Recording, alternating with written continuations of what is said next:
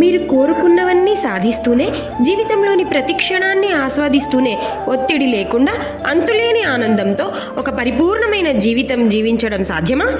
కోరికలు ఉండడం, వాటిని నెరవేర్చుకోవడానికి కృషి చేయడం, జీవితంలోని ప్రతి అనుభవాన్ని పొందడం, ఇదంతా మానవ సహజం. మరియు ఇది జీవితాన్ని సంపూర్ణం చేసే ఒక భాగం. నిజానికి కోరికలే మనల్ని ముందుకు నడిపిస్తాయి, లక్ష్యాలను ఏర్పరచుకునేలా చేస్తాయి. మరి ఈ పరుగులో పడి నిరాశకు గురి కాకుండా నిజమైన సంతృప్తిని, అంతర్గత శాంతిని, అంటే ఒక పరిపూర్ణమైన జీవితాన్ని ఎలా పొందాలి? ఈ సవాలుకు శ్రీకృష్ణుడు భగవద్గీతలో ఒక అద్భుతమైన పరిష్కారాన్ని చూపాడు.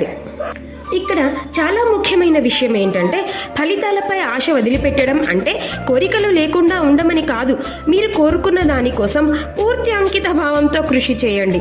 అలాగే ఆ ఫలితం ఖచ్చితంగా ఇలాగే ఉండాలి అని పట్టుబడకుండా, ఫలితం మన చేతుల్లో ఉండదు అని తెలుసుకొని, కోరికలు తీరకపోతే నిరాశ చెందకుండా, లేదా తీరితేనే గొప్పగా అనుకోకుండా, రెండింటినీ సమభావంతో స్వీకరించడమే నిజమైన స్వేచ్ఛ.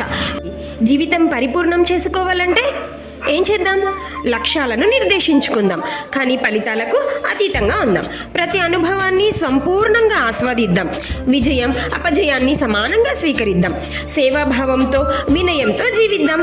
ప్రతి క్షణం స్పృహతో జీవిద్దాం.